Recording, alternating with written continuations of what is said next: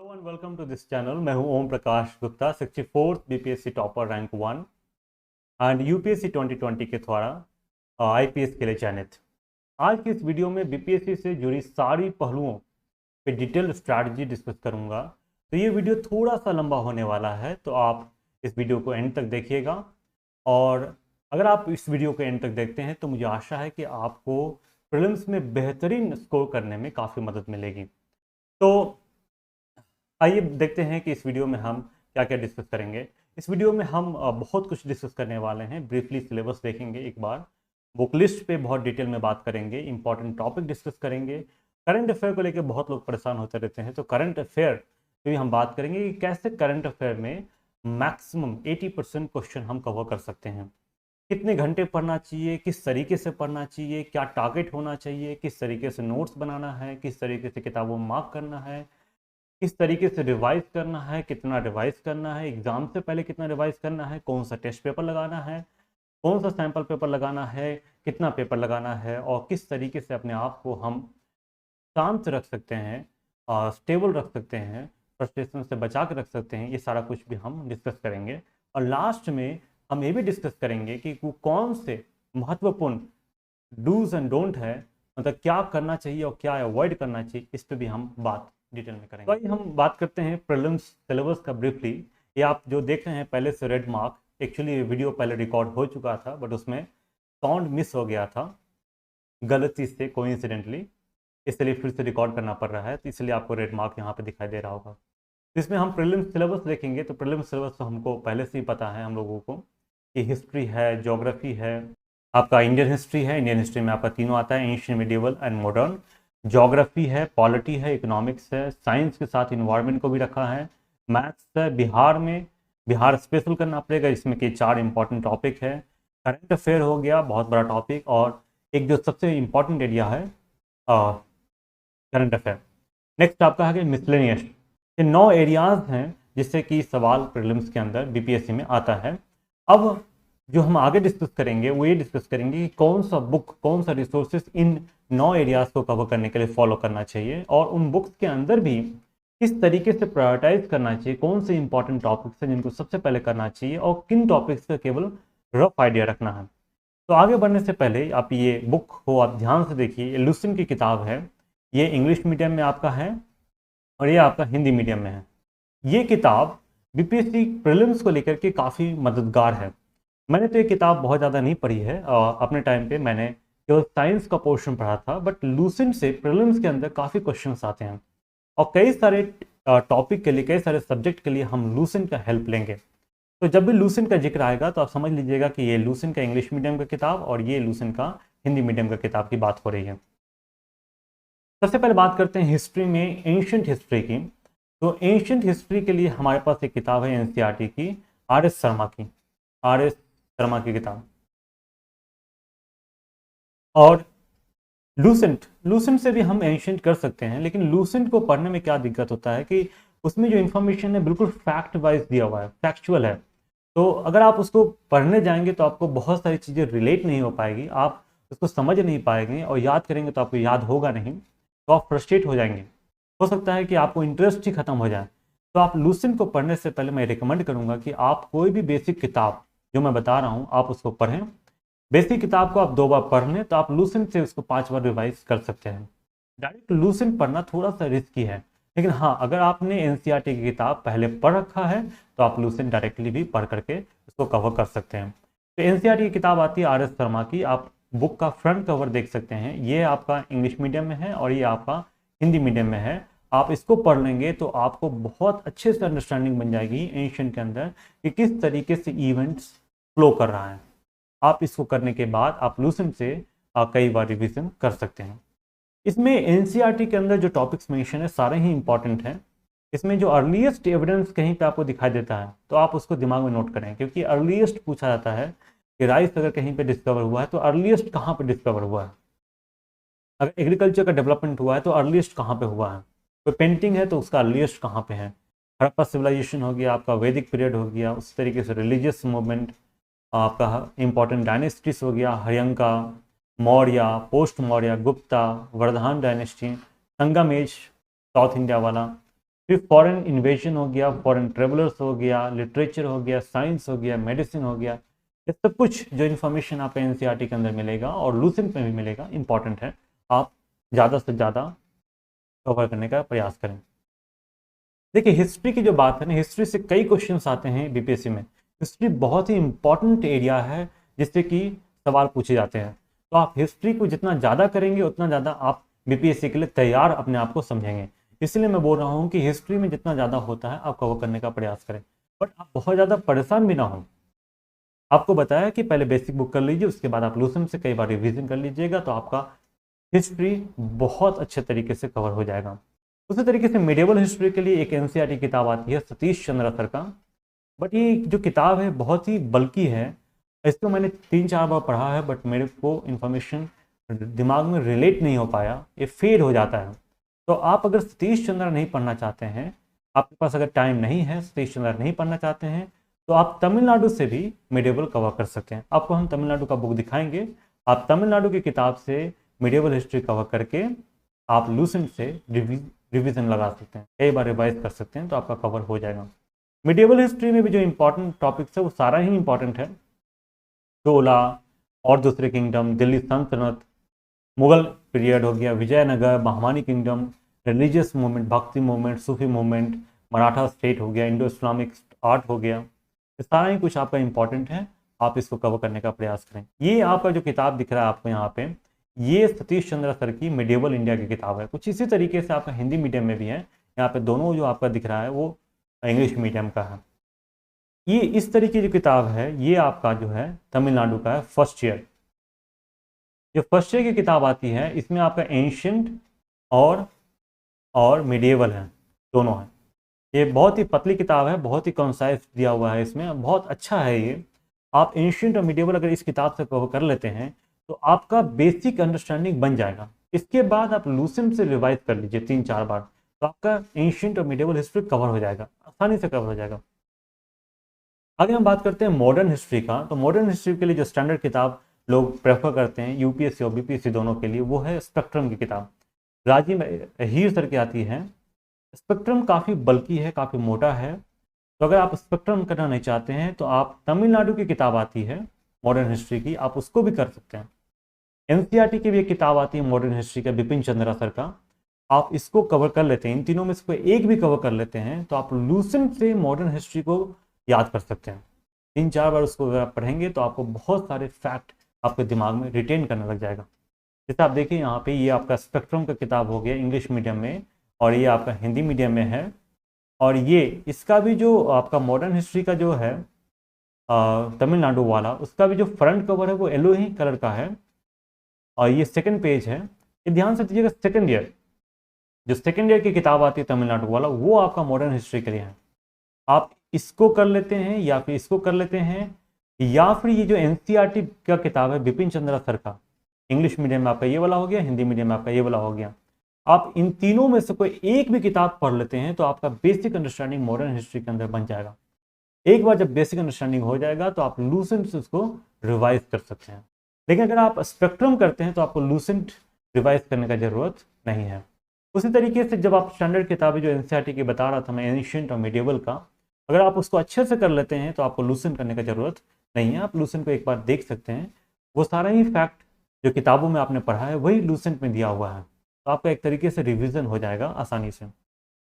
Modern history के अंदर अगर हम इंपॉर्टेंट टॉपिक्स की बात करें तो सबसे पहले तो आपका एडवेंट ऑफ यूरोपियंस है, जो यूरोपियन का आगमन हुआ। उसके बाद ब्रिटिश एम्पायर किस तरीके से एक्सपैंड किया है, किस तरीके से फैला, वो आपका इंपॉर्टेंट हो गया। उसके बाद जितनी भी तरह के विद्रोह है, रिवेलियन है, चाहे लोगों के द्वारा किया हो, पीपल्स रिवेलियन हो, चाहे ट्राइबल के द्वारा हो, या फिर पीजेंट के द्वारा हो, या फिर वर्कर्स के द्वारा हो, या फिर सेपोई मिटुनी हो, जितनी भी तरह के विद्रोह हैं वो सब के सब इम्पॉर्टेंट है। लेकिन आप स्पेक्ट्रम में देखिएगा तो बहुत ज़्यादा विद्रोह के बारे में डिस्कस किया हुआ है, तो आप उसको पढ़ने के बाद किसी दोस्त के साथ डिस्कस कर लेंगे तो चीज़ें रिटेन करना लग जाएगी, और उसको बार बार पढ़िएगा तो वो चीज़ें रिटेन करेगी, और रिटेन नहीं करती है तो आप परेशान मत होइएगा, आप वहाँ पे गेस कर सकते हैं आसानी से। फिर आपका आता है रिफॉर्म मूवमेंट। स्पेक्ट्रम के अंदर रिफॉर्म मूवमेंट को लेकर भी बहुत सारे पर्सनालिटी का जिक्र किया हुआ है, सेम यहाँ पे भी अप्लाई होगा कि आप पढ़िए, उसको डिस्कस कीजिएगा तो आपको अच्छे से याद होगा। 1857 के बाद जो आपका नेशनल मूवमेंट होता है, जो आपका फ्रीडम स्ट्रगल के स्टेजेस से पार्टीशन तक, ये बहुत ही इंपॉर्टेंट है। इसको आप डिटेल में कवर करना चाहते हैं तो स्पेक्ट्रम पढ़ें।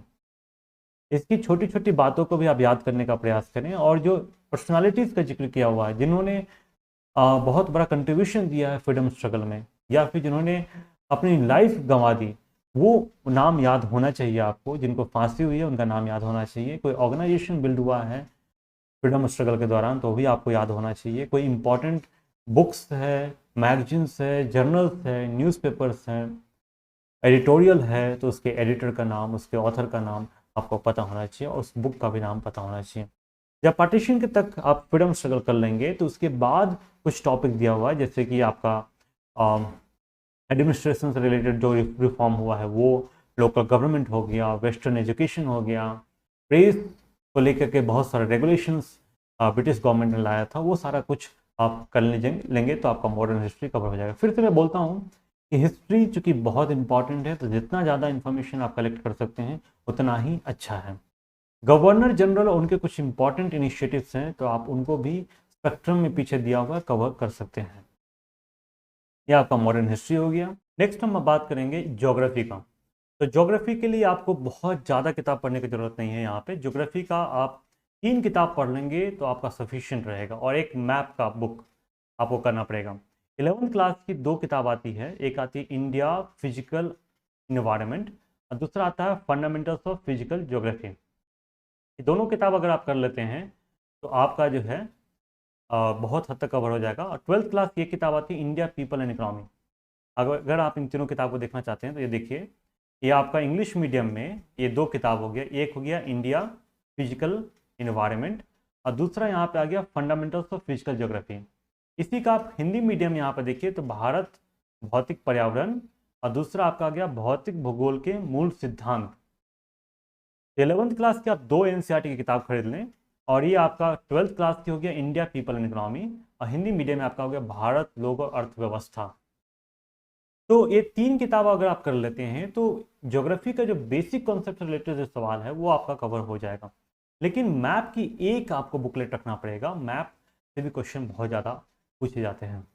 तो आपको 11th क्लास का जो बुक है वो आपको कंप्लीटली करना चाहिए, सारे कॉन्सेप्ट को अच्छे तरीके से समझ करके कवर करना चाहिए। और जो आप इंडिया पीपल एंड इकोनॉमी पढ़ेंगे उसमें बहुत कुछ टॉपिक कवर किया हुआ है, जैसे एग्रीकल्चर दिया हुआ है, रिसोर्सेज दिया हुआ है, इंडस्ट्री दिया हुआ है। तो वो जो इंडस्ट्रीज़ का जिक्र वहाँ पे किया हुआ है, आप उसको वर्ल्ड लेवल पे भी जाएंगे। वर्ल्ड लेवल पे लार्जेस्ट प्रोड्यूसर पर्टिकुलर रिसोर्सेज का कौन है। अगर राइस की बात करते हैं तो राइस का वर्ल्ड में इम्पॉर्टेंट प्रोड्यूसर कौन है। अगर हम कॉटन की बात करते हैं तो हमें पता होना चाहिए कि वर्ल्ड में लार्जेस्ट प्रोड्यूसर कॉटन का कौन है। एशिया के अंदर लार्जेस्ट प्रोड्यूसर कॉटन का कौन सी कंट्री है। अपने कंट्री के अंदर भी कौन सा स्टेट जो है कॉटन का लीडिंग प्रोड्यूसर है। इसी बिहार के अंदर किस डिस्ट्रिक्ट में कॉटन सबसे ज़्यादा होता है। कॉटन तो यहाँ नहीं होता है ज़्यादा, बट हम एग्जांपल दे रहे हैं कि जैसे शुगर केन की बात हो सकती है कि बिहार के किस रीजन में शुगर केन की सबसे ज़्यादा खेती होती है। उसी तरीके से इंपॉर्टेंट मिनरल्स पे भी पूछा सकता है कि आयरन ओर का लीडिंग प्रोड्यूसर वर्ल्ड में कौन है, कंट्री के अंदर कौन सा स्टेट है। तो आप इस तरीके का इन्फॉर्मेशन अगर आपको इंडिया पीपल इकोनॉमी में नहीं मिलता है तो आपको गूगल करना पड़ेगा, क्योंकि इस तरीके के क्वेश्चंस प्रीलिम्स में पूछे जाते हैं। मैप में आपको वर्ल्ड, इंडिया और बिहार ये तीनों लेवल का करना पड़ेगा, जिसमें कि आपको लार्जेस्ट आइलैंड के बारे में पता होना चाहिए, लैंडलॉक कंट्री का कोई है तो उसके बारे में भी इंफॉर्मेशन होना चाहिए, कोई इंपॉर्टेंट रिवर्स है तो उसके बारे में पता होना चाहिए, कोई माउंटेन रेंज है तो उसके बारे में पता होना चाहिए। आप एक बार जब प्रीवियस ईयर का सवाल लगाएंगे तो आपको और आइडिया लग जाएगा कि मैप को किस तरीके से कवर करना है। इतना कुछ कर लेंगे तो आपका ज्योग्राफी हो जाएगा, इससे ज़्यादा आपको ज्योग्राफी में करने का ज़रूरत नहीं। अब हम बात करते हैं पॉलिटी की। तो पॉलिटी के लिए एक एवरग्रीन किताब है लक्ष्मीकांत। आप ऐसा नहीं कि आप लक्ष्मीकांत करेंगे तभी आपका पॉलिटी होगा, पॉलिटी से ज़्यादा क्वेश्चन नहीं पूछा जाता है, पॉलिटी से 10 क्वेश्चन के आसपास आता है। लक्ष्मीकांत अगर आप कर लेते हैं तो आपको GS पेपर 2 BPSC का जो मेंस होता है उसमें आपको मदद मिल जाएगा। इसीलिए लक्ष्मीकांत मैं रिकमेंड करता हूँ। अगर आप लक्ष्मीकांत की जगह पे कोई नोट्स भी पॉलिटी का पढ़ें तब भी आपका अच्छा है। आप अगर लक्ष्मीकांत की किताब को देखना चाहते हैं तो ये आपका इंग्लिश मीडियम में किताब है, इंडियन पॉलिटी बाय लक्ष्मीकांत, और ये आपका भारत की राज्य व्यवस्था बाय M लक्ष्मीकांत, ये किताब है। थोड़ा सा बल्कि है तो आप उसको इसे पूरा नहीं पढ़ना है, इसको सेलेक्टिवली पढ़ना है, जो इंपॉर्टेंट टॉपिक्स है आप उसको कवर कर सकते हैं। पॉलिटी के अंदर जो सबसे इंपॉर्टेंट टॉपिक है, पहले आप फिलोसॉफिकल पार्ट कवर कीजिए, जैसे कि preamble, fundamental rights, fundamental duties, basic structure. इसके अलावा state and union territory, amendment, parliamentary system, federalism, centre and state relation का जो बेसिक पार्ट आपको पता होना चाहिए। इमरजेंसी के लिए आपको बस आर्टिकल्स पता होना चाहिए कि किस इमरजेंसी के लिए कौन सा आर्टिकल है और कौन उसको प्रोक्लेम करता है। बहुत ज़्यादा आपको इन्फॉर्मेशन यहाँ पे इमरजेंसी के अंदर इकट्ठा करने की ज़रूरत नहीं है। पॉलिटिकल सिस्टम की बात करें तो प्रेसिडेंट इंपॉर्टेंट है, लेकिन जब आप प्रेसिडेंट करते हैं ना, तो प्रेसिडेंट के तुरंत बाद आप गवर्नर कीजिए, क्योंकि प्रेसिडेंट और गवर्नर की बहुत सारी बातें सिमिलर हैं। तो आपको बहुत कुछ ऐसा लगेगा कि सेम सेम है, तो आपको एफर्ट डबल नहीं लगाना पड़ेगा। उसी तरीके से जब आप प्राइम मिनिस्टर करते हैं तो आप चीफ मिनिस्टर कीजिए। अगर आप यूनियन गवर्नमेंट का काउंसिल ऑफ मिनिस्ट्रीज करते हैं तो आप स्टेट गवर्नमेंट का काउंसिल ऑफ मिनिस्ट्रीज कीजिए। पार्लियामेंट करते हैं तो आप स्टेट लेजिस्लेचर करें। फिर लोकल गवर्नमेंट आपका इंपॉर्टेंट हो जाता है। इसके अलावा आपका इंपॉर्टेंट टॉपिक है जुडिशरी। जुडिशरी में आप सुप्रीम कोर्ट कीजिए, फिर सुप्रीम कोर्ट आपका हो जाता है तो आप हाई कोर्ट कीजिए, फिर सबॉर्डिनेट कोर्ट कीजिए। आपको बहुत कुछ लगेगा कि सिमिलर है। जुडिशरी इंपॉर्टेंट टॉपिक है। इसके अलावा आपका कॉन्स्टिट्यूशनल बॉडी में एटलीस्ट आपको ये पता होना चाहिए कि कौन सा आर्टिकल उस कॉन्स्टिट्यूशनल बॉडी से रिलेटेड है। फॉर एग्जांपल, अगर इलेक्शन कमीशन की बात हो रही है तो आपको ये पता होना चाहिए कि आर्टिकल 324 इलेक्शन कमीशन को इम्पावर करता है कॉन्स्टिट्यूशन के थ्रू। उसी तरीके से यूपीएससी, बीपीएससी, फाइनेंस कमीशन, ये सारा कुछ आपका बेसिक बात भी पता होगा कि कौन सा आर्टिकल है, कौन उसमें मेंबर्स को अपॉइंट करता है, कौन चेयरमैन को अपॉइंट करता है, किसको किस तरीके से हटाया जा सकता है। तो आपका पॉलिटी कवर हो जाएगा। अब हम बात करते हैं इकोनॉमिक्स से। तो इकोनॉमिक्स से जो सवाल बीपीएससी के अंदर है वो बहुत कंसेप्चुअल नहीं आता है, ये फैक्चुअल रहेगा। आपका फैक्ट पूछेगा, डेटा पूछेगा, फिगर पूछेगा, किसी स्कीम के बारे में पूछेगा। तो आपको इकोनॉमिक्स के बेसिक कॉन्सेप्ट के लिए बहुत बल्कि बुक पढ़ने की जरूरत नहीं है। यहाँ पे हमने 3 बुक बताया है। एक तो आपका लूसेंट से भी आप कवर कर सकते हैं बेसिक कॉन्सेप्ट को। अगर आपको लूसेंट में समझने में दिक्कत हो रहा है तो आप एनसीईआरटी से कवर कर सकते हैं, और अगर आप ज़्यादा इन्फॉर्मेशन चाहते हैं तो आप रमेश सिंह का भी मदद ले सकते हैं। बट रमेश सिंह की जो किताब है वो बहुत बल्कि है। जैसे आप किताब को देखना चाहेंगे तो आप ये देखिए, ये तो आपका लूसेंट का किताब हो गया है, इंग्लिश मीडियम, हिंदी मीडियम। ये आपका रमेश सिंह का आपका इंग्लिश मीडियम का किताब है और ये हिंदी मीडियम में है। एनसीईआरटी की 11th क्लास की किताब आती है, इंडियन इकोनॉमिक डेवलपमेंट। इसको आप करते हैं, और ये 12th क्लास की जो किताब है इसको करते हैं, तो आपकी बेसिक अंडरस्टैंडिंग इकोनॉमिक्स को लेके आपका हो जाएगा। आपको बेसिक अंडरस्टैंडिंग चाहिए ताकि आप जब ये बजट इकोनॉमिक सर्वे के डॉक्यूमेंट पढ़ें तो आपको समझ में आए। मेन जो फैक्ट और डेटा है वो आपका इकोनॉमिक सर्वे और बजट से आएगा। तो बजट और इकोनॉमिक सर्वे की जो समरी है वो आप किसी कोचिंग का रेफर कर सकते हैं। इकोनॉमिक सर्वे में शुरुआत में एग्जीक्यूटिव समरी भी आता है, आप उसको पढ़ करके भी आप इन टॉपिक को कवर कर सकते हैं। आपको इकोनॉमिक सर्वे पूरा का पूरा पढ़ने की जरूरत नहीं है, आप बजट भी पूरा का पूरा नहीं पढ़ें। जो इसमें इंपॉर्टेंट समरी की जो बातें हैं आप उसको कवर करें। आप किसी कोचिंग का मटेरियल ले सकते हैं या फिर इंटरनेट पे भी आपको समरी उपलब्ध हो जाएगा, मिल जाएगा। तो आपका इसमें इंपॉर्टेंट है बेसिक इकोनॉमिक कॉन्सेप्ट क्लियर होना चाहिए। आप समरी पढ़ लीजिए बजट इकोनॉमिक सर्वे का, इंडिया का भी और बिहार का भी, दोनों। और सेंट्रल और बिहार दोनों का जो इंपॉर्टेंट गवर्नमेंट स्कीम है, पॉलिसी है, उसकी ऑब्जेक्टिव्स क्या है, उसमें फाइनेंशियल एलोकेशन कितना है और उसको कौन इम्प्लीमेंट कर रहा है, ये सारे फैक्ट जो है इंपॉर्टेंट गवर्नमेंट स्कीम का आप कर लें। जैसे कि बिहार में कन्या उत्थान को लेकर के बहुत सारा स्कीम है, तो जो वुमेन वेलफेयर को लेकर के जो स्कीम्स हैं वो आपको आनी चाहिए। स्टार्टअप को लेकर के कोई जो पॉलिसी है बिहार के अंदर वो आपको पता होना चाहिए। इंडस्ट्रियल डेवलपमेंट के लिए अगर कोई पॉलिसी है, एग्रीकल्चरल रोड मैप है, तो आपको वो सारी चीज़ जानकारी में होनी चाहिए, उससे क्वेश्चन आपका आ सकता है। नेक्स्ट हम बात करते हैं साइंस। साइंस के लिए हम लूसेंट को रिकमेंड करते हैं। लूसेंट में हो सकता है कि आप साइंस के कॉन्सेप्ट को पढ़ने लगें तो आपको समझ में ना आए। जो कॉन्सेप्ट आपको अगर समझ में नहीं आता है, जो कॉन्सेप्ट आपको समझ में नहीं आ रहा है, तो आप या तो बेसिक किताब जो 10th लेवल तक की आती है उसको आप रेफर करके समझ सकते हैं, या फिर उस टॉपिक को आप यूट्यूब पे सर्च कर सकते हैं, गूगल कर सकते हैं, या फिर आप किसी फ्रेंड की मदद से उस टॉपिक को कवर कर सकते हैं। बट प्रयास कीजिए कि आपका साइंस का पोर्शन लूसेंट से ही कवर हो जाए। और साइंस में अगर हम बात करें तो सबसे जो इम्पोर्टेंट टॉपिक है वो है बायोलॉजी। बायोलॉजी से ज़्यादा सवाल रहता है। तो बायोलॉजी में हम सबसे पहले क्या करेंगे कि जो इंपॉर्टेंट टर्म्स हैं उस पर सवाल आ जाता है। आप लूसेंट के अंदर देखेंगे कि इंपॉर्टेंट टर्म्स वहाँ पे मेंशन किया हुआ है। फिर जो ऑर्गन्स है, चाहे प्लांट का हो चाहे एनिमल का हो, ऑर्गन्स इंपॉर्टेंट है। और ऑर्गन्स और उसके फंक्शन, सेल, टिश्यू और जो आपका लंग, किडनी, जो ऑर्गन्स है, जितने भी तरह का जो बायोलॉजिकल कॉन्सेप्ट है वो आपका क्लियर होना चाहिए और उसका क्या फंक्शन है वो आपको पता होना चाहिए। फिर उसी तरीके से आपका आता है न्यूट्रिशन, फिर डिजीज़ और डिजीज़ के होने का कारण क्या है, फिर उसको मेजर करने के लिए मेडिकल डिवाइसेस, और कोई इंपॉर्टेंट ब्रांच है बायोलॉजी के अंदर या फिर कोई इंपॉर्टेंट बुक है, उसका फाउंडर या इन्वेंटर, उसका राइटर, ये आपको लूसेंट के अंदर इंफॉर्मेशन इस तरीके की मिल जाएगी। और इस तरीके के क्वेश्चन आते भी हैं। जैसे 64 बीपीएससी में पूछा था कि डीएनए का फाउंडर कौन है, डीएनए का इन्वेंटर कौन है। तो आपको इस तरीके का इन्फॉर्मेशन लूसेंट से मिल जाएगी और आपको याद रखनी भी चाहिए। फिजिक्स की अगर हम बात करें तो फिजिक्स में ऐसा नहीं है कि आपको 10th तक का फिजिक्स पूरा पता होना चाहिए, नहीं। अगर आप कुछ इंपॉर्टेंट एरियाज को भी कवर कर लेते हैं तो आपका फिजिक्स का पोर्शन कवर हो जाएगा। जैसे कि यूनिट से बहुत सारा सवाल आपका हर साल देखने को मिलता है। फिजिकल क्वांटिटी और उसका यूनिट, बेसिक फिजिकल क्वांटिटी आपको लूसेंट में मिल जाएगा, आप उसको समझ लीजिए। या तो आपको लूसेंट से समझ में आ जाता तो अच्छी बात है, नहीं तो आप जो एनसीईआरटी की किताब होती है 10th तक के लेवल में, आप उससे कवर कर सकते हैं या फिर गूगल यूट्यूब करके आप समझने का प्रयास करें।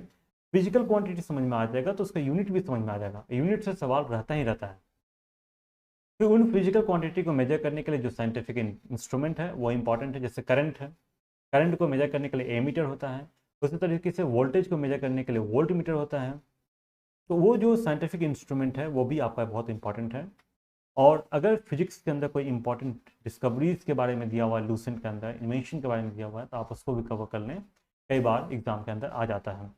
कुछ 9th और 10th क्लास के कुछ टॉपिक है वो आप पढ़ सकते हैं, जैसे मोशन हो गया, वर्क पावर, एनर्जी हो गया, ग्रेविटेशन, प्रेशर हो गया। और 10th क्लास के आपका हो गया light, electricity and magnetism. In topic से भी सवाल देखने को मिलता है। अगर आप लूसेंट से समझ पा रहे हैं तो बहुत अच्छी बात है, नहीं तो आप 9th और 10th की एनसीईआरटी की किताब भी पढ़ सकते हैं, पढ़ करके इन कॉन्सेप्ट को क्लियर कर सकते हैं। नेक्स्ट मैं साइंस में इन्वायरमेंट की बात करूंगा। तो इन्वायरमेंट से बहुत ज़्यादा सवाल तो नहीं देखने को मिलता, बट कुछ एरियाज हैं जहाँ से इन्वायरमेंट के सवाल आते हैं। जैसे कि आपका इकोसिस्टम हो गया, पॉल्यूशन हो गया, ग्लोबल वार्मिंग, जो टेम्परेचर आपका बढ़ रहा है पूरे इन्वायरमेंट का, वो आपका इंपॉर्टेंट हो गया। बेसिक कॉन्सेप्ट आपका ग्लोबल वार्मिंग और क्लाइमेट चेंज का पता होना चाहिए। क्लाइमेट चेंज को ठीक करने के लिए जो ऑर्गेनाइजेशंस हैं उनके समिट होता रहता है, तो आपको पता होना चाहिए कि उस पर्टिकुलर ऑर्गेनाइजेशन का समिट कहाँ पे होने वाला है और किस डेट को होने वाला है। तो ये एक तरीके से करंट अफेयर से रिलेट करके आपको सवाल आ सकता है। उसी तरीके से आपका national park, wild life sanctuary, जो कोई अगर बिहार के अंदर हो तो वो इम्पॉर्टेंट है, या बिहार से सटा हुआ कोई नेशनल पार्क है या wild life sanctuary, even Nepal में भी है, तो वो भी आपका इम्पॉर्टेंट हो जाता है। नेक्स्ट आपका केमिस्ट्री है। केमिस्ट्री सबसे कम इंपॉर्टेंट आपका है, ये केमिस्ट्री क्वेश्चन ज़्यादा नहीं होते हैं। तो केमिस्ट्री में मैंने कुछ टॉपिक इंपॉर्टेंट यहाँ पे लिखा है, जैसे कॉमन नेम, कॉमन नेम पूछ देगा आपको, एटॉमिक स्ट्रक्चर का बेसिक कॉन्सेप्ट पता होना चाहिए, पीरियोडिक टेबल का बेसिक कॉन्सेप्ट पता होना चाहिए, केमिकल बॉन्डिंग, ये सब का बेसिक पता होना चाहिए। बहुत ज़्यादा आप कॉम्प्लिकेट करने का प्रयास मत कीजिएगा। लूसेंट से समझ में आ रहा है तो अच्छी बात है, नहीं आ रहा है तो आप 9th और 10th की जो साइंस की किताब होती है उसमें जो केमिस्ट्री का पोर्शन है आप उसको भी कवर कर लेंगे, तो आपका केमिस्ट्री कवर हो जाएगा। ये देखिए आपका लूसेंट का किताब है, इंग्लिश मीडियम और हिंदी मीडियम, जिससे कि हमें साइंस कवर करना है। मैथमेटिक्स से बहुत सारे बच्चे जो आर्ट्स बैकग्राउंड के हैं वो मैथमेटिक्स से घबराते हैं, और वो 10 नंबर का जो सवाल आता है मैथ्स का उसको छोड़ करके आ जाते हैं या तुक्का मार देते हैं, गेस कर देते हैं, रैंडम गेस करते हैं। देखिए मैथमेटिक्स जो आता है बीपीएससी प्रीलिम्स के अंदर वो बहुत भारी नहीं आता है। अगर आप मैथमेटिक्स सीखना चाहते हैं तो आप इसके लिए आर एस अग्रवाल का किताब तो बिल्कुल ना खरीदें, क्योंकि आर एस अग्रवाल का जो किताब है वो भारी है, उसमें एग्जाम्पल्स भी हैं, भारी प्रैक्टिस करने के लिए एक्सरसाइज में क्वेश्चन हैं। आपको बेसिक पता होना चाहिए मैथ्स का। जैसे आप अगर हम शुरुआत करें तो आपको एडिशन, सब्ट्रैक्शन, मल्टीप्लिकेशन, डिवीजन के बाद एचसीएफ, एलसीएम, फ्रैक्शन पता होना चाहिए, डेसिमल पता होना चाहिए, सिंप्लीफिकेशन करने आना चाहिए। उसी तरीके से सर्टेन इंडिसेस का आपको कॉन्सेप्ट पता होना चाहिए, एक्सप्रेशन एंड इक्वेशन, इक्वेशन को कैसे सॉल्व करते हैं। तो एक्सप्रेशन दिया हुआ है एक्स में, तो आप एक्स का वैल्यू रखेंगे तो उस एक्सप्रेशन का क्या वैल्यू होगा। वेन डायग्राम कुछ इस तरीके का आपका होता है, वेन डायग्राम से रिलेटेड क्वेश्चन भी आपके बीपीएससी प्रीलिम्स में देखने को मिलता है। Unitary method, ratio and proportion, average, percentage, profit and loss, price and discount, इन सब पे बेसिक सवाल का प्रैक्टिस होना चाहिए। बहुत कॉम्प्लिकेटेड सवाल नहीं आता, आसान सवाल आता है। अगर आपको इनका बेसिक कॉन्सेप्ट पता है तो आपको कोई भी ट्रिक याद करने की जरूरत नहीं है। ट्रेन से सवाल आपको देखने को हर साल मिलता है। टाइम एंड डिस्टेंस, इंटरेस्ट, आपका सिंपल इंटरेस्ट, कंपाउंड इंटरेस्ट, उसी तरीके से बेसिक ज्योमेट्री आपको पता होना चाहिए। ट्रायंगल, रेक्टेंगल, सर्कल के इंपॉर्टेंट प्रॉपर्टीज, मेंसुरेशन हो गया, perimeter, area, volume, cube, cuboid, आपको बेसिक ज्योमेट्री आनी चाहिए और बीपीएससी प्रीलिम्स के क्वेश्चन को आंसर करने के लिए। और कुछ फॉर्मूला है आपका summation of natural number, means natural number को अगर हम जोड़ते हैं, मान लेते हैं पहले 15 नेचुरल नंबर का सम पूछ दिया आपसे, तो उसका एक फॉर्मूला होता है, आपको वो पता होना चाहिए। उनके स्क्वायर्स का सम, क्यूब्स का सम, ये बेसिक 2-3 फॉर्मूला है, आप उसको कर लीजिएगा क्योंकि इससे भी सवाल देखने को मिलता है। परमुटेशन एंड कॉम्बिनेशन के एकदम बेसिक पार्ट, एकदम बेसिक पार्ट। परमुटेशन कॉम्बिनेशन आपका एडवांस लेवल में नहीं, +2 लेवल का नहीं, परमुटेशन कॉम्बिनेशन के एकदम बेसिक पार्ट अगर आपको आता है तो आपका मैथ्स में जो क्वेश्चन बीपीएससी प्रीलिम्स के अंदर आता है वो आप कर लेंगे। मैथ्स के लिए मैंने कोई किताब रिकमेंड नहीं किया है, और 10th तक में जो किताबें हैं उन्हीं से आप इसको करने का प्रयास कीजिएगा, या फिर कोई बेसिक किताब हो तो उससे इन टॉपिक्स को कवर करके आप मैथ्स का सवाल 10 में 10 अटेम्प्ट कर सकते हैं। अब हम बिहार स्पेशल की बात करेंगे, तो बिहार स्पेशल की आप किताब जो है इंग्लिश मीडियम में है तो आप ये बिहार समग्र केवी नैनो का आता है, आप इसको खरीद सकते हैं, या फिर इम्तियाज अहमद का बिहार एक परिचय करके किताब आती है हिंदी मीडियम में। तो आप बिहार स्पेशल के लिए ये 2 किताब में से आपको एक खरीद सकते हैं, या फिर आप बिहार स्पेशल के लिए कोई और किताब भी आपको ठीक लगता है तो आप रेफर कर सकते हैं। इसमें जो है हिस्ट्री को बिहार से रिलेटेड जितना भी हिस्ट्री का पोर्शन है, जितना ज़्यादा अगर हो सकता है उतना ज़्यादा करने का प्रयास करेंगे, क्योंकि हिस्ट्री इंपॉर्टेंट है, बिहार से भी आता है। पटना कहीं पे आप देखते हैं हिस्ट्री के अंदर, तो पटना से रिलेटेड जो बातें हैं हिस्ट्री में वो बहुत इंपॉर्टेंट है, आप उसको सेपरेटली दिमाग में नोट करने का प्रयास कीजिएगा। इकोनॉमी के अंदर इकोनॉमिक सर्वे और बजट की ही बातें यहाँ पे आपको देखने को मिलेगा, जो फैक्ट है, फिगर्स है, डेटा है, या फिर कोई इंपॉर्टेंट स्कीम है गवर्नमेंट की, तो उससे रिलेटेड ऑब्जेक्टिव्स वगैरह, आउटले वगैरह यहाँ पे आपको इकोनॉमी के अंदर पढ़ना है। ऐसा हो सकता है कि आपके पास पुरानी किताब हो बिहार स्पेशल का और इकोनॉमिक सर्वे आज नया हो गया है, तो आपका जो फैक्ट होगा और डेटा होगा वो पुराना हो जाएगा, तो आप वहाँ से इकोनॉमी ना करें। इकोनॉमी आप बजट, इकोनॉमिक सर्वे और जो इम्पोर्टेंट गवर्नमेंट और स्कीम है वो करें आप। ज्योग्राफी में आपको कहीं लैंड फॉर्म मिलता है, जैसे कि बिहार के अंदर सॉइल हो गया, या फिर माउंटेन हो गया, रिवर्स हो गया, नेशनल पार्क हो गया, वाइल्ड लाइफ सेंचुरीज हो गया, लेक्स, इंपॉर्टेंट लेक्स है, पॉन्ड हो गया, वो सब आप जितना हो सकता है आप करने का प्रयास करें। ज्योग्राफी भी इंपॉर्टेंट है। सेंसस तो बहुत इंपॉर्टेंट है, सेंसस से हर साल क्वेश्चन आता है, कभी सेक्स रेशियो पूछ देगा, कभी लिटरेसी रेट पूछ देगा, आप डिस्ट्रिक्ट में कंपैरिजन भी पूछ देगा कि सबसे ज़्यादा किस डिस्ट्रिक्ट में है, सबसे ज़्यादा लिटरेसी रेट किस डिस्ट्रिक्ट में है, सबसे लोएस्ट किस डिस्ट्रिक्ट में है। तो आप सेंसस को आपको बिहार स्पेशल की किताब में सेंसस मिल जाएगा, आप वहाँ से इसको कवर कर सकते हैं आसानी से।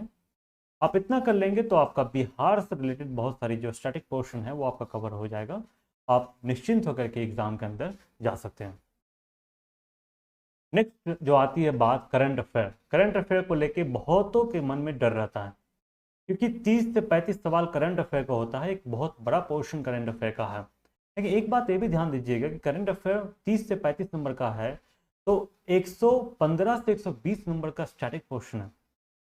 अगर हम उसको अच्छे से कर लेते हैं और अगर 10 से 15 सवाल भी करंट अफेयर से कवर हो जाता है तो हम आसानी से प्रीलिम्स का कट ऑफ क्रॉस कर सकते हैं। प्रीलिम्स का स्कोर फाइनल मेरिट लिस्ट में काउंट नहीं होता है, हमें कट ऑफ क्रॉस करना है, हमें प्रीलिम्स क्वालिफाई करना है मेंस के लिए। फिर भी मैं आपको करंट अफेयर के लिए ऐसा सोर्स बताऊंगा कि करंट अफेयर ज़्यादा से ज़्यादा आप एग्जाम में कवर कर सकते हैं। जैसे न्यूज़पेपर की अगर हम बात करें तो अगर आप द हिंदू, इंडियन एक्सप्रेस पढ़ते हैं तो ठीक है, नहीं तो आप हिंदुस्तान टाइम्स पढ़ के भी काम चला सकते हैं। हिंदुस्तान टाइम्स आसानी से कवर हो जाता है। इंग्लिश मीडियम के हैं तो आप हिंदुस्तान टाइम्स पढ़िए, वही अगर आप हिंदी मीडियम के हैं तो आप दैनिक भास्कर पढ़िए, दैनिक भास्कर, या फिर दैनिक भास्कर जैसे ही कोई इक्विवेलेंट न्यूज़पेपर होगा तो आप उसको भी कर सकते हैं। न्यूज़पेपर में क्या पढ़ना है, तो न्यूज़पेपर में सबसे पहले तो आपको इंटरनेशनल रिलेशन पढ़ना है। फॉरेन कंट्री में जो कुछ भी हो रहा है अपने लोगों के द्वारा, प्राइम मिनिस्टर कहीं पे गए हैं या फिर फॉरेन मिनिस्टर कहीं पे जा रहे हैं, कोई समिट कर रहे हैं, कोई मीटिंग कर रहे हैं तो वो प्लेस, वो डेट, वो ऑब्जेक्टिव आपका इम्पोर्टेंट हो जाता है। प्रेसिडेंट कहीं पे जाते हैं या फिर कोई जो बड़े डिप्लोमेट अगर कहीं किसी फॉरेन कंट्री में जाते हैं तो उनका मूवमेंट आपको ट्रैक करना चाहिए न्यूज़पेपर के थ्रू रेगुलरली, ताकि उससे जुड़ी हुई जो आपकी बातें हैं वो आपका क्लियर हो जाएगा। उसी तरीके से कोई इनिशिएटिव है प्राइम मिनिस्टर के द्वारा, चीफ मिनिस्टर के द्वारा, या फिर जुडिशरी में सुप्रीम कोर्ट जो चीफ जस्टिस ऑफ इंडिया है उनके द्वारा कोई इनिशिएटिव है तो आप उसको भी कवर कर सकते हैं और न्यूज़पेपर में इसको आप दिमाग में पॉइंट आउट करने की कोशिश कीजिएगा। Sports, cinema, literature, award etcetera अगर आपको न्यूज़पेपर में कहीं पे दिखाई देता है तो आप उसको रिटेन करने का प्रयास करें। मतलब इन सब जो जो इम्पोर्टेंट फैक्ट आपको न्यूज़पेपर में दिखता है तो आप उसको 4-5 बार अगर दिमाग में रिकॉल करेंगे ना तो बहुत हद तक वो बैठ जाएगा। फिर भी अगर वो न्यूज़पेपर की बात आपके दिमाग से निकल जाता है तब भी आपको परेशान होने की ज़रूरत नहीं है। आप जो ईयरली या हाफ ईयरली कंपाइलेशन आता है, जो मैगजीन्स आती है, आप उससे भी कवर कर सकते हैं। मैंने यहाँ पे 3 मैगजीन का नाम लिखा है, स्पीडी, एडिटेरिया और प्रतियोगिता दर्पण। स्पीडी, एडिटोरिया और आपका प्रतियोगिता दर्पण हो गया। इन तीनों में से कोई एक भी फॉलो कर सकते हैं, आप अपने कंफर्ट के अनुसार फॉलो कीजिएगा। मैंने इन तीनों में से कोई भी नहीं पढ़ा है इसीलिए कोई एक रिकमेंड नहीं कर सकता हूँ, क्योंकि मैंने जब अपने टाइम पे किया था तो करंट अफेयर पे ज़्यादा ध्यान नहीं दिया था। तो बिना करंट अफेयर का भी आपका प्रीलिम्स क्वालिफाई हो सकता है। तो ये जो आपका जो ईयरली कंपाइलेशन है इसको आप देखिएगा तो इसमें वन लाइनर स्टेटमेंट दिया हुआ है, फैक्चुअल दिया हुआ है बिल्कुल। आप इसको पढ़ने जाइएगा और तो आपको पता चलेगा कि आपको कुछ याद ही नहीं हुआ है, तो आप हो सकता है फिर से फ्रस्ट्रेट हो जाए, बिल्कुल लूसेंट की तरह। तो वही जो लूसेंट में जो बात याद रखने की है वो यहाँ पे भी याद रखना है कि आपको बिल्कुल फ्रस्ट्रेट नहीं होना है। आप बस रीडिंग लगा लीजिए, पहला रीडिंग बहुत आराम से लगाइए, आपको बिल्कुल परेशान होने की ज़रूरत नहीं है। आप इसी तरीके से जब 3-4-5 बार रीडिंग लगाएंगे तो आपको बहुत सारा इन्फॉर्मेशन करेंट अफेयर का दिमाग में रिटेन करेगा और वहाँ एग्जाम के टाइम पे क्लिक करेगा। तो आप इसको करने का प्रयास कीजिए, बट इसमें क्या कीजिएगा कि प्रायोरिटाइज कर दीजिए। ये जो आपका दिख रहा है ईयरली कंपाइलेशन, इसमें प्रायोरिटाइज कर दीजिए। पहले आप बिहार का कीजिए, स्पोर्ट्स, सिनेमा, लिटरेचर, अवार्ड से रिलेटेड जो चीज़ें हैं उसको कीजिए, इंटरनेशनल रिलेशन से रिलेटेड जो है वो कीजिए, उसके बाद फिर आगे बढ़िए। और अगर आपको लगता है कि ये बहुत इंपॉर्टेंट नहीं है तो उसका बस रफ आइडिया रखिएगा, तब भी आपका एग्जाम में काम चल जाएगा। अब जो लास्ट जो एरिया है वो आपका मिसलेनियस है। तो ये आपको लूसेंट में दिया हुआ है कि इंडिया में सबसे पहले कौन थे, वर्ल्ड में, दुनिया भर में कौन थे सबसे पहले, बिहार में सबसे पहले कौन थे, टॉलेस्ट, हाईएस्ट, लार्जेस्ट, इस तरीके का जो इन्फॉर्मेशन है आपको लूसेंट में मिल जाएगा। स्पोर्ट्स और फिल्म से रिलेटेड आपको इन्फॉर्मेशन लूसेंट में मिल जाएगा। इंपॉर्टेंट बुक्स, न्यूज़पेपर, जर्नल, उनके एडिटर, ऑथर, अवार्ड रेसिपिएंट, जो पर्सनालिटी है उसके बारे में भी, इंपॉर्टेंट प्लेसेस के बारे में भी आपको लूसेंट में मिल जाएगा। बट यहाँ पे भी ये जो इन्फॉर्मेशन है काफ़ी इन्फॉर्मेटिव है। ये जो टॉपिक अगर आपको लूसेंट में देखने को मिलेगा तो वो काफ़ी इन्फॉर्मेटिव है। उसको आप पढ़िएगा तो एक बार में तो बिल्कुल याद नहीं होगा। एक बार पढ़िए, 2 बार पढ़िए, 3 बार पढ़िए, जितना याद होता है आप उससे थोड़ा संतुष्ट होने का प्रयास करें। एग्ज़ाम में आपको क्लिक करेगा, लेकिन इन सब चीज़ों को चूँकि बहुत फैक्चुअल है तो आप एग्ज़ाम से पहले देख करके जाएँ और इसको ज़्यादा बार रिवाइज करें, 4-5 बार रिवाइज करेंगे तो आपको दिमाग में चीज़ें रिटेन करेंगी। ये आपका लूसेंट की किताब है जिससे कि आपको मिसलेनियस वाला पोर्शन कवर करना है। अब सवाल उठता है कि सर कितना पढ़ें और कैसे पढ़ें? तो मैं जनरली 5 से 6 घंटा या 7 घंटा रिकमेंड करता हूँ, लेकिन डेली। लेकिन आप अगर ज़्यादा पढ़ सकते हैं तो बहुत अच्छी बात है, वेल एंड गुड। आप 10 घंटा पढ़ सकते हैं तो आप 10 घंटा डेली का पढ़िए, लेकिन जब आप पढ़िए तो कंसिस्टेंटली पढ़िए। मेंटेन कंसिस्टेंसी, कंसिस्टेंसी होना बहुत जरूरी है। ऐसा नहीं कीजिएगा कि आप एक दिन तो 12 घंटा पढ़ रहे हैं, दूसरे दिन बिल्कुल नहीं पढ़ रहे हैं, ऐसा नहीं करना है। आप कम पढ़ें बट कंसिस्टेंटली पढ़ें। जब कंसिस्टेंटली पढ़ेंगे तो चीज़ें दिमाग में रहेगी तो रिलेट हो पाएगी। अगर हम वीकली बोलें तो आप 35 घंटा से लेकर 60 घंटा तक आप सप्ताह में निकालते हैं तो बहुत ही अच्छी बात है बीपीएससी के लिए। अगर आप जॉब करते हैं तो अगर 5 से 6 घंटा डेली नहीं निकाल पाते हैं तो आप 4 से 5 घंटा भी दे करके आप बीपीएससी प्रीलिम्स क्वालिफाई कर सकते हैं। हमेशा जो टारगेट है वो आप ज़्यादा रखें, ताकि आपको हमेशा ऐसा फील होना कि आप हमेशा पीछे हैं। आपके अंदर एक नेचुरल प्रेशर होना चाहिए जो आपको पुश करें हमेशा कि इतना टारगेट सेट किया था वो कवर नहीं हो पाया है। लेकिन अगर अपने टारगेट को आप मिस कर जाते हैं तो आप बहुत ज़्यादा फ्रस्ट्रेट होने की ज़रूरत नहीं है। आप अपने टारगेट को फिर से रिवाइज कर लीजिए, टारगेट को चेंज कर लीजिए, नया टारगेट सेट कर लीजिए, आप नए टारगेट को फोकस कीजिए। बट टारगेट जो सेट करते हैं उसके प्रति एक डेडिकेशन होना चाहिए आपके अंदर, एक प्रेशर होना चाहिए। ऐसा नहीं कि टारगेट तो सेट कर लिया है बट काम करने का मन नहीं कर रहा और कर भी नहीं रहे हैं, ऐसा नहीं होना चाहिए। कंसिस्टेंटली आप टारगेट को अचीव करने का प्रयास करें। ब्रेक आप लीजिए, आप अपने कंफर्ट के अनुसार ब्रेक लीजिए। अगर जैसे कि मेरे केस में क्या था कि 40 मिनट पढ़ने के बाद मेरे को ब्रेक चाहिए तो मैं ब्रेक लेता था, कभी कभी 10 मिनट पढ़ने के बाद ही ब्रेक चाहिए तो ब्रेक लेता था। आप अपने कंफर्ट के अनुसार ब्रेक लीजिए, लेकिन कोशिश कीजिए कि 6 से 7 घंटा इफिशिएंटली पढ़ाई हो। अगर आप ज़्यादा ब्रेक लेते हैं तो आपको 13 से 14 घंटा आपको स्ट्रगल करना पड़ सकता है। लंबा ब्रेक जो है आप अवॉइड कीजिए। आप दिन में किसी दोस्तों के साथ चले जाएंगे, आउटिंग पे चले जाएंगे या फिर किसी रिश्तेदारों से बात करने लगेंगे तो आपका टाइम निकल जाएगा, आपको पता भी नहीं चलेगा, बहुत लंबा ब्रेक हो जाएगा। तो इस तरीके के जो लंबा ब्रेक है आप इसको अवॉइड करें, छोटे छोटे ब्रेक्स लें। हाँ, सप्ताह में आप एक दिन का ब्रेक रख सकते हैं। आप एक दिन के लिए आप हॉलीडे मना सकते हैं, आप आउटिंग पे जा सकते हैं, घूमने जा सकते हैं, आप अपने फैमिली से बात कर सकते हैं, अपने रिलेटिव से भी बात कर सकते हैं। तो ये आप कर सकते हैं, बट लंबा ब्रेक इन जनरल आपको अवॉइड करना चाहिए। जब आप किताबें पढ़ रहे हैं, फर्स्ट रीडिंग लगा रहे हैं, तो आपको हो सकता है कि ये बहुत फैक्चुअल लगे, बहुत सारा फैक्ट है, आपके दिमाग में रिटेन ही नहीं कर रहा है, आप फ्रस्ट्रेट हो रहे हैं। आप फ्रस्ट्रेट बिल्कुल नहीं होइए।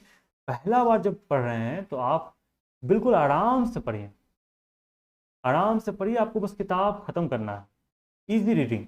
आप जब पहला बार रीडिंग कर रहे हैं तो आप इजी रीडिंग कीजिए, आपके अंदर कोई एक्सपेक्टेशन नहीं होना चाहिए। लेकिन हाँ, जब आप दूसरी रीडिंग लगा रहे हैं तो आप मार्क करना शुरू करें। जो आपको लगता है कि ये इंपॉर्टेंट है आप उसको मार्क करें, और जो वेरियस पॉइंट है, वेरियस कॉन्सेप्ट है, फैक्ट है, उसको आप रिलेट करने का भी प्रयास करें।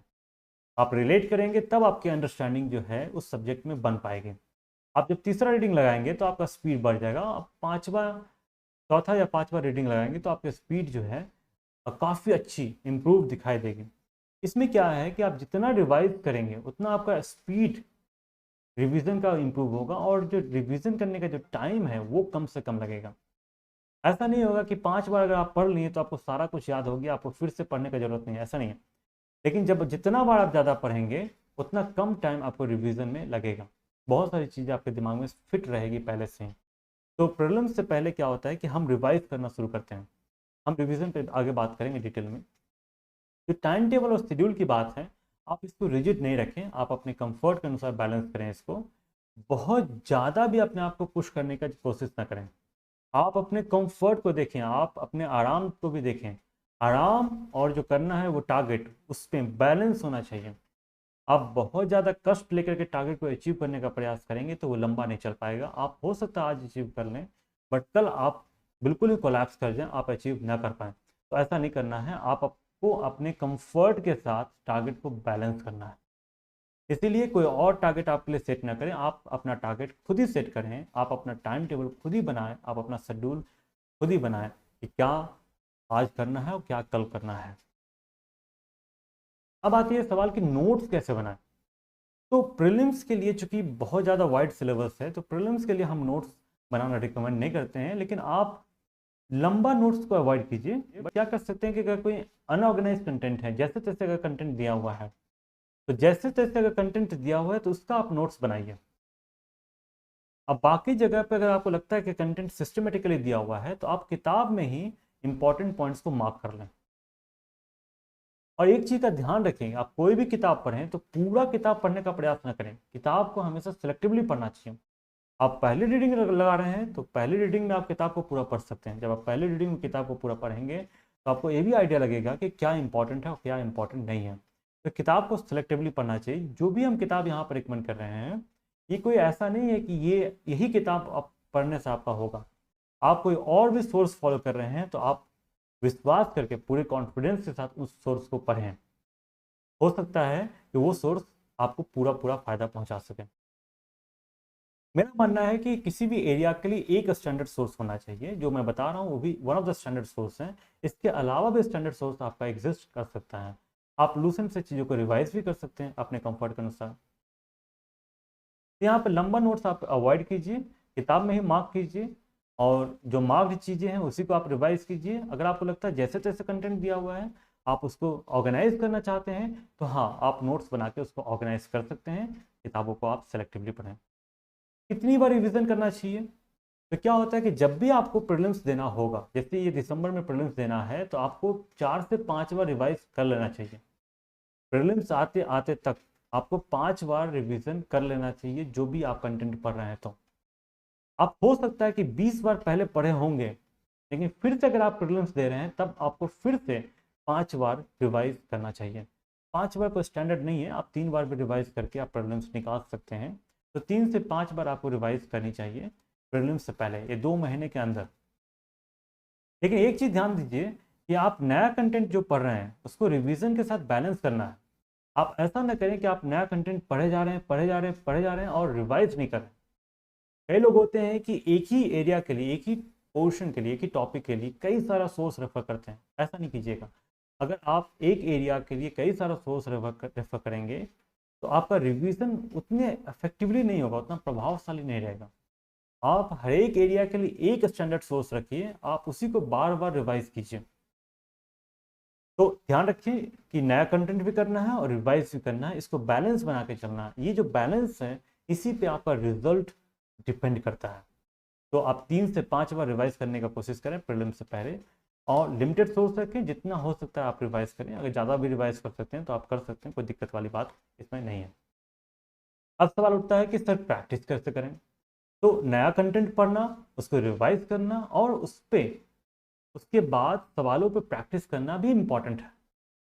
तो जब हम पढ़ रहे हैं और रिवाइज कर रहे हैं तो हमें बीपीएससी का जो प्रीलिम्स प्रीलिम्स वाला प्रीवियस ईयर का जो सवाल है उसे प्रैक्टिस करना चाहिए। जो बीपीएससी का प्रीवियस ईयर का क्वेश्चन पेपर है आप उसको प्रैक्टिस कीजिए। जब मान लेते हैं कि आपने पॉलिटी पढ़ा, पॉलिटी को आपने रिवाइज भी कर लिया, तो आप प्रीवियस ईयर का क्वेश्चन पेपर लगा के देखिए कि आपका जो पॉलिटी का सवाल है वो बन रहा है कि नहीं बन रहा है। घटना चक्र कई लोग रेफर करते हैं प्रैक्टिस करने के लिए। तो घटना चक्र आप जब भी करें तो सिलेक्टिवली करें। अगर आपके पास टाइम कम है तो आप बीपीएससी वाला क्वेश्चन पहले करें। आपके पास टाइम कम है तो आप हो सकता है कि हिस्ट्री का केवल मॉडर्न हिस्ट्री कर रहे हैं, बाकी चीज़ को आप दूसरे सोर्स से प्रैक्टिस करें। घटना चक्र को आप कंप्लीटली प्रैक्टिस करने का प्रयास न करें, क्योंकि ये बहुत बल्कि है। आप हो सकता है कि इसको करने के बाद इसको रिवाइज ना कर पाए।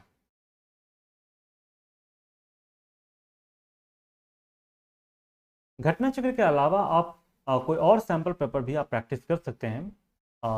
बहुत सारे सैम्पल पेपर, केवीसी नैनो का भी सैम्पल पेपर आता है, तो आप सैम्पल पेपर प्रैक्टिस कर सकते हैं। बट कितना सैम्पल पेपर प्रैक्टिस करना चाहिए, तो मुझे लगता है कि 30 से 35 आपको सैम्पल पेपर प्रैक्टिस करना चाहिए। आज से, अभी से डेली एक पेपर आप लगाइए, और जब भी आप क्वेश्चन प्रैक्टिस कर रहे हैं तो सारे के सारे 150 क्वेश्चन आप टेस्ट की तरह करें। जैसे कि आप एग्जाम में करते हैं उस तरीके से करें। आप एग्जाम का जो इन्वायरमेंट है उसको उसमें ढालने का प्रयास करें। आप अभी से टेस्ट पेपर लगाना शुरू करेंगे, सैम्पल पेपर, तो हो सकता है आप 30 से 35 ना कर पाएँ, तो आप 10 से 15 भी कर लेंगे तो आपका काफ़ी अच्छा, 10 से 15 भी कर लेंगे तो आपका काफ़ी अच्छा प्रैक्टिस हो जाएगा। जरूरी नहीं कि आपको 30 से 35 या 10 से 15 ही करना है। जैसे मेरे केस में मैंने एक भी टेस्ट पेपर प्रीलिम्स से पहले नहीं लगाया था और मेरे दोनों प्रीलिम्स क्लियर हुआ है। ये कुछ भी स्टैंडर्ड नहीं है, बट आप ऐसा करते हैं तो आपके प्रीलिम्स में क्वालिफाई करने की जो पॉसिबिलिटी है वो इन्हेंस होती है। पॉसिबिलिटी इन्हेंस होती है, गारंटी नहीं है, पॉसिबिलिटी इन्हेंस होती है। आप टेस्ट पेपर, जो सैम्पल पेपर जो प्रैक्टिस कर रहे हैं, आप उसको भी 3-4 बार रिवाइज करें। आप क्या कीजिएगा कि जो क्वेश्चन आपको लगता है कि इसमें आपने गेस किया या फिर नहीं आता है, उस क्वेश्चन को मार्क कर लीजिएगा फ्यूचर रिवीजन के लिए। उसको रिवाइज करेंगे तभी तो आपको याद रहेगा ना, अदरवाइज तो फिर भूल जाएंगे। अब पढ़ाई के साथ साथ स्वास्थ्य भी बहुत इंपॉर्टेंट है। फिजिकल हेल्थ और मेंटल हेल्थ दोनों। अगर आप बहुत ज़्यादा फ्रस्ट्रेट होते हैं तो आप पढ़ नहीं पाएंगे, और अगर फिजिकली आप फिट नहीं हैं, आपको कुछ न कुछ प्रॉब्लम हो रहा है, तब भी आपका पढ़ाई डिस्टर्ब होगा। आपका तबीयत खराब हो जाता है तब भी आपका पढ़ाई डिस्टर्ब होगा। आप तबीयत खराब होने पे आपका एग्ज़ाम डिस्टर्ब हो सकता है। मेरे केस में एग्ज़ाम कई बार तबीयत खराब होने की वजह से डिस्टर्ब हुआ है। तो आप हेल्थ पे बहुत इंपॉर्टेंट ध्यान दें, हेल्थ और डाइट। तो एक बेसिक डिसिप्लिन आपके अंदर होना चाहिए। मैं ये नहीं कहता कि आप बिल्कुल हिटलर की तरह डिसिप्लिन हो जाए, नहीं, आपके अंदर बेसिक डिसिप्लिन होना चाहिए। सुबह उठने का, खाने का, पीने का, एक्सरसाइज करने का और सोने का। टाइम पे सोइए, टाइम पे उठिए, और तो आपका हेल्थ जो है काफ़ी अच्छा रहेगा। जो आप खाना खाते हैं वो आपका बैलेंस्ड होना चाहिए, डाइवर्सिफाइड होना चाहिए, सब्जी होना चाहिए, फ्रूट्स होना चाहिए। आपका कार्बोहाइड्रेट का जो सोर्सेस है जैसे राइस, व्हीट, वो भी होना चाहिए, पल्सेस होना चाहिए। इसके अलावा आपको ओट्स खाना चाहिए, प्रोटीन का आइटम। सीड्स खाना चाहिए, स्प्राउट्स खाना चाहिए, मिल्क लेना चाहिए। और नॉनवेज खाते हैं तो आपके पास नॉनवेज वाला भी आइटम्स अवेलेबल हैं। जंक फूड को आप अवॉइड कीजिए, 6 से 7 घंटा कम से कम सोइए, और आप आराम से 1 या 1.5 घंटा आप स्पोर्ट्स के लिए भी डेली निकाल सकते हैं। स्पोर्ट्स नहीं खेलते तो एटलीस्ट मेडिटेशन कीजिए, कुछ प्राणायाम कीजिए, ताकि आपका माइंड शांत रह सके, काम रह सके। और कुछ इंपॉर्टेंट वैल्यूज़ यहाँ पर मेंशन किया है, जैसे करेज, पेशेंस, टॉलरेंस, क्यूरियोसिटी, इन सब का बहुत यूज़ होने वाला है। आपको हिम्मत करना पड़ेगा। कई बार आपको लगे कि अब तो हिम्मत हो ही नहीं रहा, अब तो पढ़ाई नहीं हो सकता। खास करके जब आपका रुचि चला जाएगा, इंटरेस्ट चला जाएगा, तब आपको हिम्मत करना पड़ेगा। आपको लगेगा कि चीज़ बहुत फ्रस्ट्रेटिंग है, इरिटेटिंग है, तब आपको हिम्मत करना पड़ेगा। तो हिम्मत बहुत जरूरी है। संयम, आपको जब फ्रस्ट्रेशन हो रहा है तो आप संयम रखें। आपको अगर विश्वास डोल रहा है तब भी आपको संयम रखने की ज़रूरत है। टॉलरेंस भी होना चाहिए, क्योंकि कई बार क्या होता है कि लोग डिस्टर्ब करने का प्रयास करते हैं। अगर आप उसको टॉलरेट नहीं कर पाएंगे तो आप उसमें उलझेंगे तो आपका समय बर्बाद होगा और आपका जो पढ़ाई है वो डिस्टर्ब होगा। क्यूरियोसिटी इंपॉर्टेंट है। क्यूरियोसिटी नहीं रहेगा तो आप पढ़ ही नहीं पाएंगे, सीख ही नहीं पाएंगे। और मैंने लास्ट में लिखा है वर्क बियॉन्ड इंटरेस्ट हो। अगर आपका इंटरेस्ट ख़त्म भी हो गया है और आपको सफलता नहीं मिला है तो आपको उसके आगे जाके भी मेहनत करना पड़ेगा, आपको यहाँ पे पुश करना पड़ेगा। हो सकता है कि आप 4 घंटा प्रयास करें, उसमें आप 1 ही घंटा पढ़ पा रहे हैं, बट पढ़िए जरूर, पढ़िए जरूर। अगर आपका इंटरेस्ट हो चाहे ना हो, आप पढ़िए जरूर, क्योंकि आपका एनर्जी लगा हुआ है, आपका टाइम लगा हुआ है, आपका रिसोर्सेस लगा हुआ है। अगर आपको सफलता नहीं मिलता है तो क्या होगा कि आपका ये सारा रिसोर्सेस, एनर्जी और टाइम बर्बाद हो जाएगा। इसलिए अगर बीच रास्ते में आपका इंटरेस्ट खत्म भी हो गया है तब भी आप प्रयास करें, प्रयास करेंगे तो आपको सफलता मिलेगा। अब लास्ट में मैं आपको बताता हूँ कि क्या इंपॉर्टेंट है जो आपको करना चाहिए और जो नहीं करना चाहिए। आप कई बार ऐसा फील करेंगे कि आप पढ़ने के लिए बैठ रहे हैं बट आप पढ़ नहीं पा रहे हैं, बहुत सारे डिस्ट्रक्शन की चीज़ें। आप डिस्ट्रक्शन की जो चीज़ें हैं उसको आइडेंटिफाई कीजिए। हो सकता है कि आप फैमिलीज के बीच में जा रहे हैं, आप वहाँ पर उलझ के रह जा रहे हैं, या फिर बातों में आप खो गए हैं और आपका टाइम बहुत ज़्यादा चला गया। तो ऐसे चीज़ों को आप आइडेंटिफाई कीजिए और उसको अवॉइड करने का प्रयास कीजिए। जिस चीज़ में आपका सबसे ज़्यादा टाइम जा रहा है आप उसको नोट कर लीजिए, आप नेक्स्ट टाइम से वो चीज़ ना करें तो आपका टाइम बच जाएगा। हमेशा पढ़ाई को ही आप फर्स्ट प्रायोरिटी पर रखें, बाकी जो कुछ भी है आपका, दोस्ती यारी, मूवीज़, घूमना फिरना, सब आपका सेकेंडरी है। पढ़ाई को आप फर्स्ट प्रायोरिटी पर रखें, बाकी चीज़ें इसको सप्लीमेंट करना चाहिए, इसको कॉम्प्लीमेंट करना चाहिए। ऐसा नहीं कि बाकी चीज़ें ही इंपॉर्टेंट हो गई। अगर आप ब्रेक लेते हैं इसलिए लेते हैं ताकि आप नए एनर्जी के साथ आएँ और फिर से पढ़ाई कर पाएँ। अगर आपको कन्वीनियंस हो रहा है किसी कारण से, आप हो सकता है कि आप, आपके रिश्तेदार जो हैं, आपके फैमिली मेम्बर ही कोई है आपको इनकन्वीनियंस क्रिएट कर रहा है, तो आपको उसको भी टॉलरेट करने आना चाहिए। आप बिल्कुल उलझने का प्रयास न करें, क्योंकि उलझेंगे तो उसका सोल्यूशन निकलेगा नहीं, आपका टाइम बर्बाद होगा। एक्सट्रीम इमोशन अवॉइड कीजिए। आप अगर बहुत ज़्यादा खुश हो जाते हैं या बहुत ज़्यादा दुखी हो जाते हैं तब आप नहीं पढ़ पाएंगे। आपको काम रहना बहुत इंपॉर्टेंट है। पढ़ाई करना सबसे डिफ़िकल्ट काम है। जो मैं पढ़ा रहा हूँ यहाँ पे, जो बता रहा हूँ, उससे भी डिफ़िकल्ट काम पढ़ाई करना है। और पढ़ाई करने के लिए आपका स्टेबल माइंड होना बहुत ज़रूरी है। स्टेबिलिटी होना चाहिए आपके अंदर कामनेस होना चाहिए। अगर आप एक्सट्रीम इमोशन में बार बार जा रहे हैं तो आपका पढ़ाई बार बार डिस्टर्ब होगा। जैसे खास करके रिलेशनशिप के मामले में एक्सट्रीम इमोशन देखने को मिलता है, तो आप वैसे रिलेशनशिप को अवॉइड कीजिए जिसमें कि आपको एक्सट्रीम इमोशन का सामना बार बार करना पड़ रहा है। मतलब अगर आपको रिलेशनशिप में बहुत ज़्यादा झगड़ा हो रहा है तो आप उसको मना कर सकते हैं, कोई बड़ी बात नहीं है। बट हाँ, पढ़ाई डिस्टर्ब नहीं होना चाहिए। रिलेशनशिप से ज़्यादा इंपॉर्टेंट आपका पढ़ाई है। रिलेशनशिप भी इंपॉर्टेंट है, बट पढ़ाई फर्स्ट प्रायोरिटी पे आपका होना चाहिए जब तक कि आप सफल ना हो जाएं। पीयर ग्रुप आप छोटा रखें और पीयर ग्रुप पढ़ाई से रिलेटेड ही रखें। आप उसमें डिस्कशन करें, आप टॉपिक को डिस्ट्रीब्यूट करके पढ़ें, ताकि आपका मेहनत जो है वो कम से कम लगे। इंटरनेट और सोशल मीडिया को सेलेक्टिवली यूज़ करना है। मैं आज देख रहा हूँ कि सोशल मीडिया के थ्रू भी गाइडेंस अवेलेबल है। जैसे यूट्यूब पे बहुत सारा कंटेंट है, हमारी भी वीडियो यूट्यूब पे अपलोड होती है, हम बहुत सारी इन्फॉर्मेशन जो है सोशल मीडिया के थ्रू लोगों तक पहुँचाते हैं। बट सोशल मीडिया को सिलेक्टिवली यूज़ करना है। आप ढेर सारे पेजेस को, ढेर सारे चैनल्स को आप फॉलो मत कर लीजिएगा या उसी में डिस्ट्रैक्ट होकर के रह जा रहे हैं। आप जो इंपॉर्टेंट लगता है आप उसी को फॉलो, आप उसी को सब्सक्राइब कीजिए।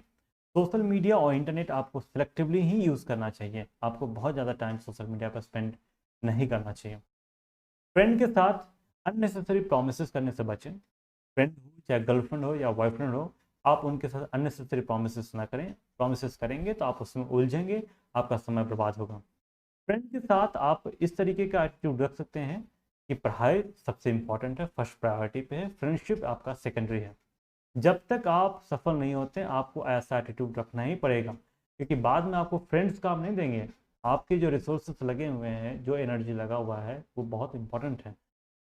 लाइफ स्टाइल सिंपल रखें, सिंपल खाना, सिंपल रहना, सिंपल पहनना और सिंपल तरीके से बात करना। सिंपलिसिटी बहुत इंपॉर्टेंट है। जितना सिंपल रहेंगे आप उतना काम रहेंगे, उतनी शांति से आप प्रिपरेशन को कर सकते हैं।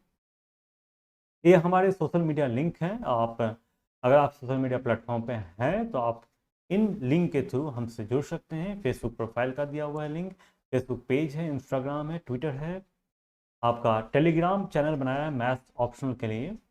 तो जिनका मैथ्स ऑप्शनल है वो इस टेलीग्राम ग्रुप को ज्वाइन कर सकते हैं। मैंने अभी पूरा प्लान नहीं किया कि किस तरीके से करना है, और बीपीएससी प्रीलिम्स के लिए ये टेलीग्राम ग्रुप है, आप इसको आप सब्सक्राइब कर सकते हैं। यह हमारा यूट्यूब चैनल का आपका लिंक है। जहाँ कहीं भी आपको यहाँ पे ये जो गैप दिखाई दे रहा है, यहाँ पे स्पेस नहीं है, यहाँ पे अंडरस्कोर है। इस तरीके से SHIPS इस तरीके से अंडरस्कोर है बीच में, देन मैथ। तो यहाँ पे आपको रेड कलर दिखाई दे रहा होगा, बट यहाँ पे नीचे जो है ये अंडरस्कोर है। यहाँ पे भी अंडरस्कोर है, यहाँ पे भी आपका अंडरस्कोर है। तो अगर आप सोशल मीडिया प्लेटफॉर्म पे हैं, वैसे तो मैं आपको अवॉइड करने के लिए बोल रहा हूँ, अगर हैं तो आप इन लिंक को क्लिक करके आप हमसे जुड़ सकते हैं सोशल मीडिया के थ्रू। फाइनली ये काफ़ी लंबा वीडियो रहा, तो अगर आप इस चैनल पर नए हैं तो आप बेल आइकन को प्रेस करके सब्सक्राइब कर लें, और अगर आपको वीडियो पसंद आ रहा है तो आप इस वीडियो को यहीं पे समाप्त करते हैं। धन्यवाद।